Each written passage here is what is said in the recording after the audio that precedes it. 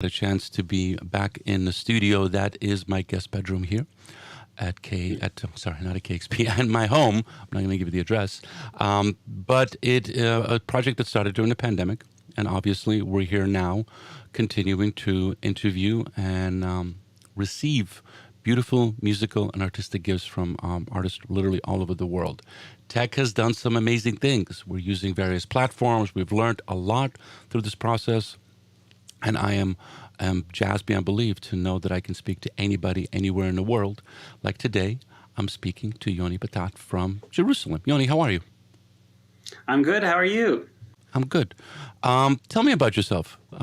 Often I'll do the introduction, but we just had a little conversation, similarities, and I would just love to, for you to tell me a little bit about who you are. You obviously, I first saw you during the Broadway performance of A Band's Visit, which Yoni just told me was the first time that Hebrew and Arabic were spoken at the same time on stage. The story's lovely, stunning, and if you've been watching and listening to me, whether on KEXP or watching on Sama or on our YouTube channels, you know that I'm all about music bringing people together, and this was a perfect example of that. We cried, we laughed, it was a great, great show. But Yoni's work goes much deeper than that. So please, Yoni, introduce yourself. So I'm here in Jerusalem. I guess I can start from there. Is that I don't live here. I'm here just for the year. I'm going to be studying Arabic this year. It's a continuation of this journey I've been on for over 10 years, really trying to reconnect with my Iraqi Jewish ancestry. I grew up in a Jewish community in New Haven, Connecticut area, with a really strong Israeli-Iraqi identity at home, but not really much outlet for that expression in my broader community, especially in the Jewish community. So that means when I was a kid, I started playing klezmer. I was a really good violinist from a young age. My parents started me when I was 4. And so I started playing klezmer. Wow. That was like the de facto option for a young musician who wants to have some Jewish something. Oh, let's put him in klezmer, which was great. I loved it. It became so important to me. Yeah. It was, it really actually feels like a core part of my voice as a musician is klezmer music in Yiddish. But I didn't have any outlets, or even know that I didn't have any outlets. You know, I didn't know what I didn't know then. For Arab music, for Arabic language, for a lot of that culture, even though I had pieces of it, and I had close relationships with my grandparents that were born in Baghdad and spoke Arabic, I didn't really have the musical outlet. So that wasn't until I was 16, anyways, that I was on a trip to Israel, and my grandfather bought me an oud for the first time, and he took me to a music school where they explain about maqam, the modal system of Arab music, and it blew my mind. It really opened up so many possibilities, just intellectually for me as a musician, as like a nerdy kid who wanted to like learn something new and enter into a new world of relating to music and constructing music. And also personally for me, it was so meaningful to be able to access my ancestry through music, which I hadn't been able to completely do yet. It took a while before it really caught on. I had the oud, I was noodling on it like, however I could, but I didn't really have much structure around it. And then like we were talking about before, at Brandeis, I was very lucky to have an opportunity to play in an Arab music ensemble, to study Arabic language. I also studied Yiddish, by the way, and I also had a klezmer band there. And I also felt like that was a very important part of my musical expression. But it was also my introduction to Arab music. And through that experience, through retreat in Mount Hadley, Massachusetts, run by Simone Shaheen, who's an amazing Palestinian oud and violin player, an amazing pedagogue as well.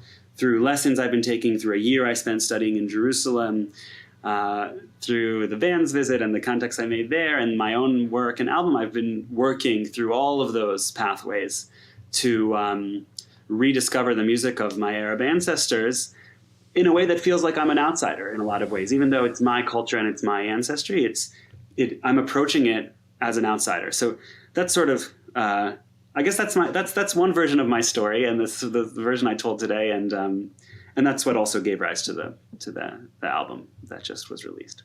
That's a beautiful story, and I want to go dig a little deeper, but you presented us with some music. This was you guys recorded at the Boston Festival of New Jewish Music. And that happened, when did that happen? It was in May, and it was the first time, so I recorded this album, Fragments, last year, 2021. I wrote the music between January and May and recorded between May and July. But it wasn't until the following May that I actually had the chance to perform that music live for the first time. And I guess what you're about to see is an experiment, because everything we had done was in the studio, was in my head. And then finally, for the first time, I was like, oh, look at this amazing opportunity to be able to perform the music live. And so the fine folks at the Boston Festival of New Jewish Music gave us the opportunity to do that, which was really special. Perfect. Boston. We'll talk more about that in a little bit. Okay. Yoni Battat, live at the Boston Festival of New Jewish Music. The new record is Fragments. Your first record, right? It sure is, yeah. First solo record, anyway. And first solo record. Mazel tov. Congratulations. Okay, check this out, and then we'll chat more with Yoni on Sama, Seattle Sacred Music and Art.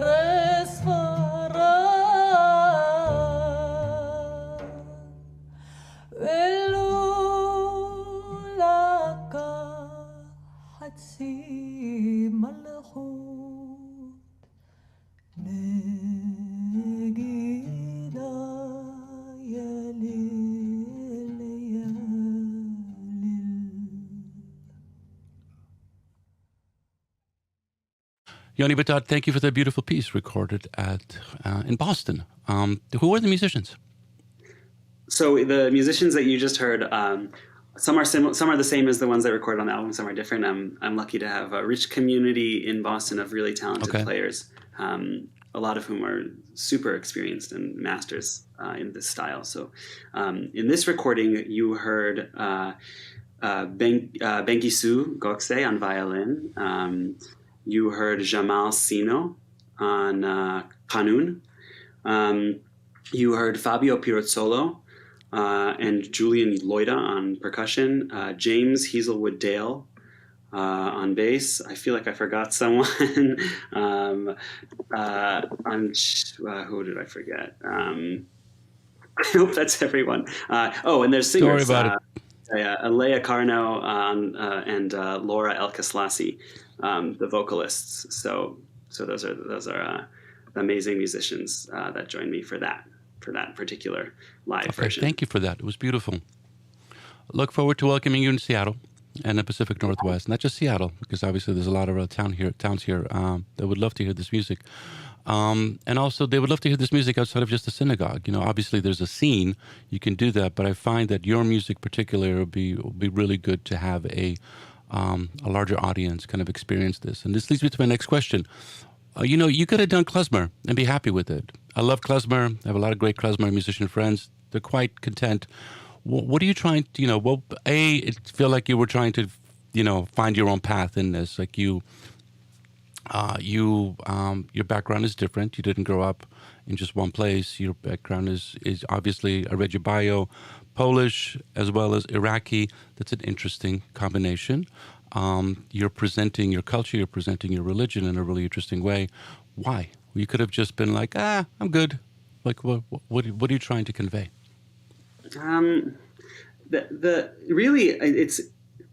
I have some goals in what I'm trying to convey, but what led me to do it was more personal than it was outward. It really was just following the curiosities that I had about my ancestry and about the sounds of my ancestry, and also just following something that I thought was really beautiful. I just following the threads of the possibilities of expression with microtonal music and how rich it is.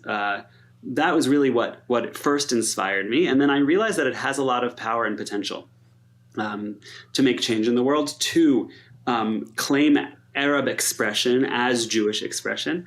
And I think in America especially, we so often conflate Jewishness with European Jewish, Ashkenazi. And I think this is such an amazing opportunity to bring Mizrahi folks, Arab Jews, Sephardic Jews, any Jew that has a different background than just what we're used to in America, bringing them into the forefront, from the margins into the center, and highlighting their voices. And I think that has a lot of potential and power in healing in the world. First of all, to just recognize the cultural and aesthetic connection between my ancestors, for example, Iraqi Jews, and like the mainstream Iraqi audience, and the songs they grew up with, and the soundtracks of their lives that ran through their heads. My ancestors and Palestinian ancestors and Egyptian ancestors, whether or not they're related to me, they had a similar experience, and illuminating those similarities, I think, has a lot of power. And also just giving permission for folks that grew up without access to their culture to exist in their fullness. A lot of the challenge I faced in this album was, how do I, as someone who's coming to this music as an outsider and as an adult and as a latecomer in my own understanding of it, who am I to represent that culture to a broader audience? And that held me back for a long time in my creative process. But eventually I began to realize that fragmentation in my identity, and that's why the album is called Fragments, but that element of fragmentation, the fact that I can never go to Iraq, as far as I'm concerned, to visit. The fact that I don't speak Arabic, didn't grow up speaking. The fact that I didn't pray growing up in Iraqi synagogue. The fact that I can't ask my ancestors what their experience is like, because many of them are not alive anymore.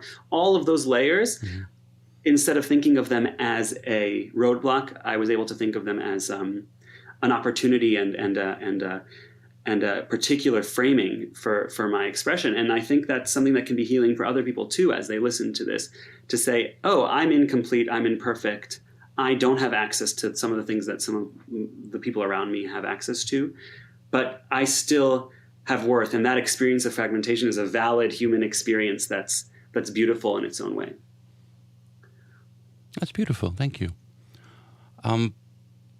Music is a really powerful way to transcend time.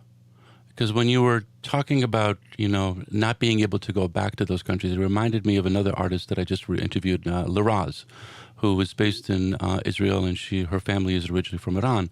And she just released she's working on a new record with Iranian musicians. This technology allows them to actually collaborate, underground a bit, but it's trying to recreate that connection that they had, because the current politics are current, but the history of Jews in Iran, Jews in Iraq, Jews in Algeria and Morocco is, hundreds, if not thousands of years old. And I remember reading stories of just recently how people miss their neighbors. People miss that connection that they had. Because if you grow up there and a family's been there for hundreds and hundreds of years, that's home. And, and obviously people are moving. You're seeing us right now, and obviously in Myanmar, obviously in Ukraine. Things aren't static. Things move back and forth. And that's just the politics of it. But music actually kind of transcends that, because it could take you there, can recreate those pavilion moments where people are gathering, people are eating together, people are working together, and give people a sense of what the future might be like. And as a musician that's decided to actually be in this space and create work in this space, what would you like to see the future be like? Obviously, it'd be great if you could play in Baghdad. That would be freaking amazing. It'd be great if Liraz suddenly got a chance to play in Tehran or Shiraz. It'd be phenomenal, and not a dry eye in the place. But what would you like to see happen in this? Because now you're using a soft power, and you kind of started with that with the band's Visit, where it was just, okay, wow, that works. That's really interesting. That transcends the current politics. And that's kind of your job. You kind of have to do that. If you were to create music, it'd be propaganda. It's like, here we are right now. It's like, okay, whatever, on your way. But what do you want to do? What do you want to see? What do you want to see with your stuff? Does that make sense, the question I'm trying to present? Of course it does, yeah. Well, first of all, what I want to say is that what you mentioned, I think, is so beautiful and rich, and it reminds me of the situation of Jews in Baghdad. Almost all of the professional musicians in Baghdad until 1950 were Jewish, and I'm not exaggerating at all. Pretty much all, maybe with the exception of some of the lead vocalists, but almost all were Jewish. And it's really tragic what politics, what colonialism, what so many ugly powers have done to beautiful people making beautiful music together. And it's tragic that the musicians of the Jewish musicians of Baghdad are not there anymore. And there was actually a real dearth of music and culture when they all left in the 1950s. It was a sad desert, and that's not to say that the Iraqis are not capable of making good music. It just culturally wasn't done. The non-Jewish Iraqis I'm speaking of specifically. So in my mind, this is this maybe built up too big, but it's this heyday, this really special, amazing dialogue of not just Arabs in Iraq, but also across the Arab world, in Egypt, in Algeria, as you mentioned, in Syria, etc., all had the same music in their head, and also were listening to Jewish musicians and interacting with them. Even Salah al-Kuwaiti, one of the composers who I cover one of his songs on my album, he wrote some of the most pervasive and quintessential pieces of Arab pop music that are known across the world, and most people don't know that he was Jewish. So in my mind, this is Baghdad was the ultimate cosmopolitan place where this was happening. And what I want to do with it, I mean, I'm not trying to necessarily play in Baghdad, although that would be amazing one day. Even just to visit would be so meaningful to me anywhere in Iraq. Really, what I see as ambitious and realistic is to be able to bring audiences together of non-Jewish Arabs and Jews, Arab Jews, everyone together, to be able to have a shared experience of beauty and to be able to recognize the commonalities that we have in our stories and also just bring musicians together just on a really basic level. So much of this album, I worked with musicians from Palestine and Jordan and Lebanon, Italy, bringing a lot of different people together. And I think music is a beautiful thing that does that. And doing that on stages where different populations can see themselves represented and see themselves interacting in a beautiful and productive way. That, to me, that feels like something that is doable.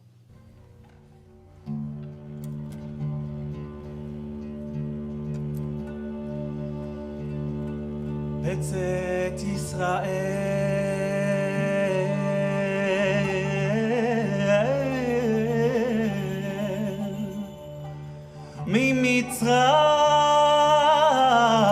ממצרים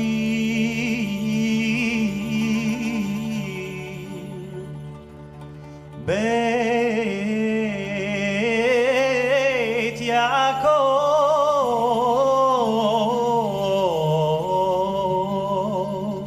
מעם לועז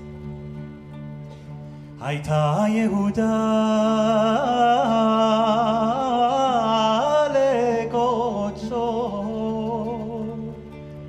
ישראל ממשלתה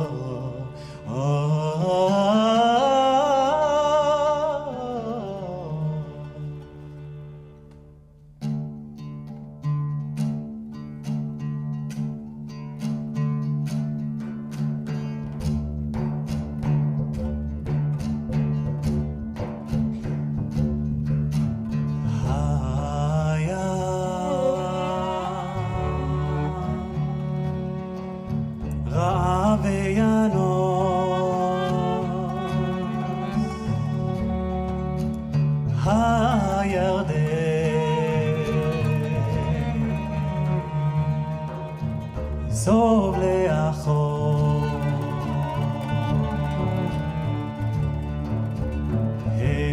ההרים רקדו כלים גבעות כבני צאן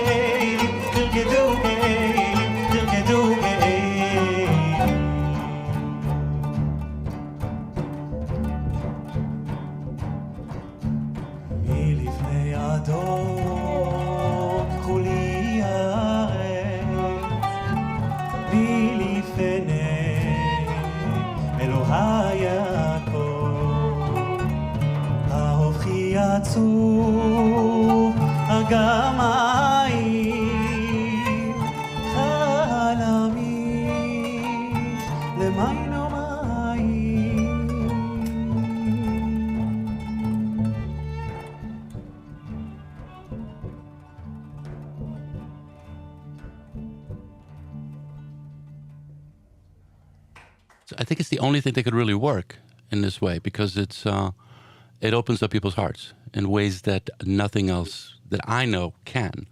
And I keep talking about this modality that happens where you suddenly, everybody in the audience falls in love with the musician, with the music, and also with each other. It just happens. So it's like suddenly you're just looking at each other and you're like, I love you. Something's going on there. And, you know, cinema seems to be a little more close to that, but music just does that. You know, sometimes food will do that. Like you're in a restaurant, you're eating together, and just like it's so freaking good, you just get quiet. You just need to immerse that. Music seems to tap all of the chakras all at the same time. And as I've been doing this now for many, many years, I've nod my head to the power of that, because it can stop wars. It can get people to understand each other a bit more. Not all the time, obviously. You know, the Ukraine-Russian situation has taught us that. It's like, you know, human beings can be incredibly stupid and incredibly easy to manipulate.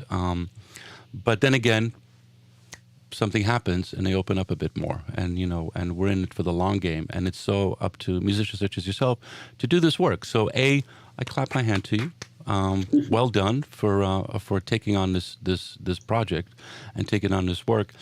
I want to ask you a quick question about Israel right now, and specifically with this. I've been lucky enough to work with a lot of Israeli artists, everybody from Ashkenazi artists all the way to Ethiopian artists. And I'm curious how this is being received in Israel right now, because I know certain cities, obviously Jerusalem, it's an ancient city, Tel Aviv, they're really multicultural cities, and things are in flux. You know, most people have this idea that it's like Tel Aviv is this, and I was trying to tell a few friends, it's like, no, dude, you have no idea. It's like, it's really incredibly diverse, and you've got all of these different populations that are there that are now finally creating and presenting their culture. You're talking about Sephardic, Mizrahi, Ethiopian to a small point.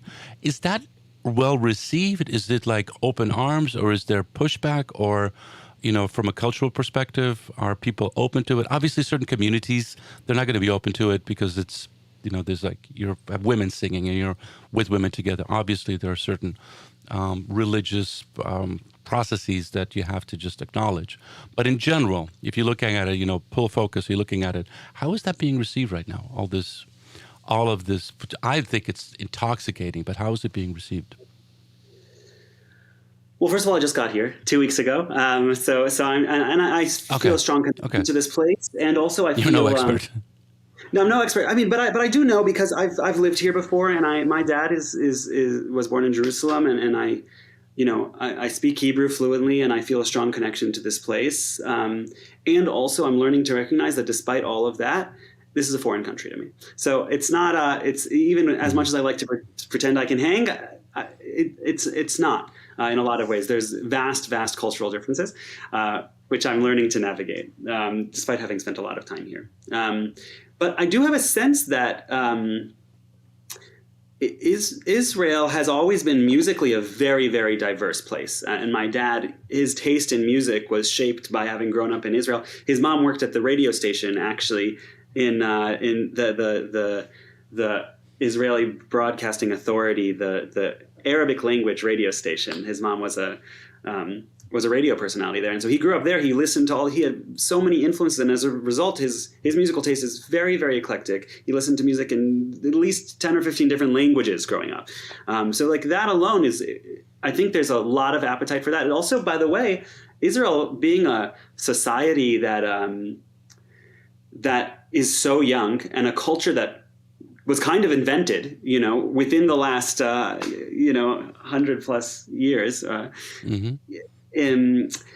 It's so hard to it's so hard to tell what's what. But it's a place of immigrants. So Palestinian people have been here, but most of the Jews, there's many Jews who have been here for tens of generations.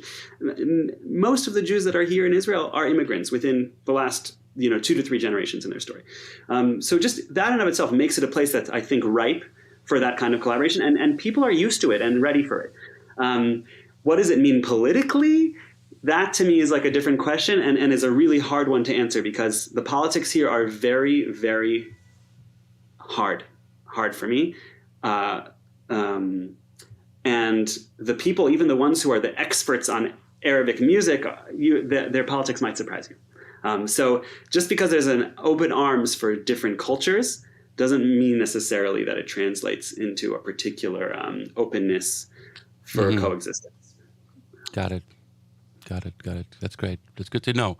Because often you feel like, oh, we all love the same stuff. We must be simpatico. It's like, no, not exactly. There's an academic way of doing this kind of stuff too that can sometimes be a little can overwhelm the art and the beauty of it. But the music is beautiful, and you're doing good work. And I'm glad that you're there. I'm glad that you're continuing this work. I look forward to welcoming you here, and to congratulations on the record. And I hope it does well. And I hope you continue fundamentally. Yoni, thank you so much. It's been a pleasure talking to you. You too. Thanks so much. Really appreciate it. Be well. Hey, everybody. If you like what you're seeing, please subscribe, please like, please share so we can continue to present artists from all over the world. Even during COVID, we were doing this, and even after COVID. So be well, be safe, and I'll talk to you soon.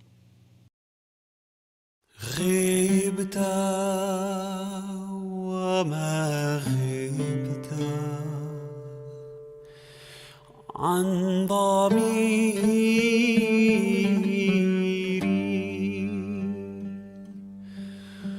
وصرت فرحتي وسروري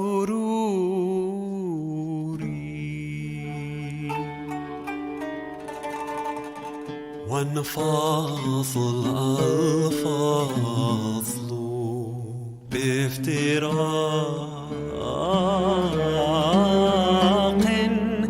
فصار في خيبتي حضوري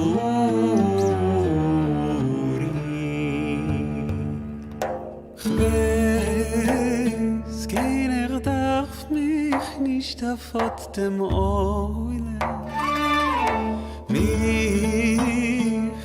der Bettler auf dem Jiddischen Beisäule wer darf verliebt und noch dazu auf Jiddisch Kirov Ma'aseinu Tov וימי חיינו הבל לפניך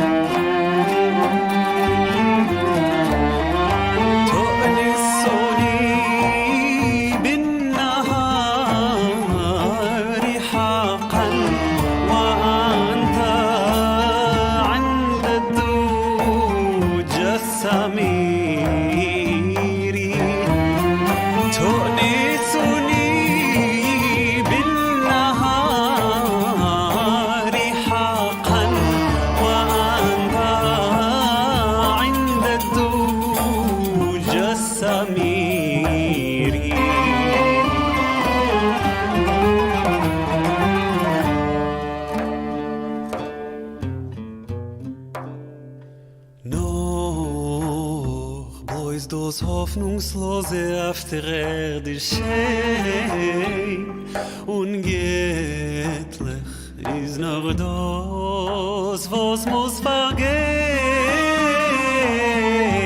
und noch ach noe is meridi kirov ma'aseinu tov v'yemei hayenu